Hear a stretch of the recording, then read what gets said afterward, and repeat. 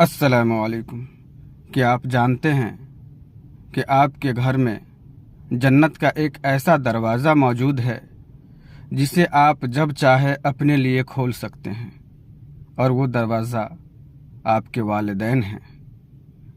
قرآن میں اللہ فرماتا ہے، اور تمہارے رب نے حکم دے دیا کہ اللہ کے سوا کسی کی عبادت نہ کرو اور اپنے ماں باپ کے ساتھ اچھا سلوک کرو۔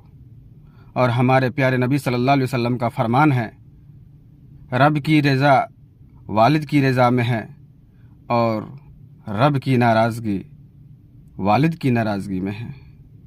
لہٰذا اپنے ماں باپ کو ہمیشہ خوش رکھو، کیونکہ دنیا کے سارے رشتے مطلب کے ہو سکتے ہیں، لیکن والدین وہ ہستیاں ہیں جو بے پناہ محبت کرتے ہیں۔ آپ آج ہی گھر جا کر ان کے پاس بیٹھیں، اور اگر آپ ان سے دور ہیں تو فون کر کے ان سے مسکرا کر بات کریں۔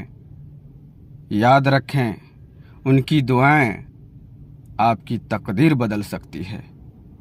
اللہ تبارک و تعالی ہم سب کو اپنے والدین کا فرما بردار بنائے، آمین۔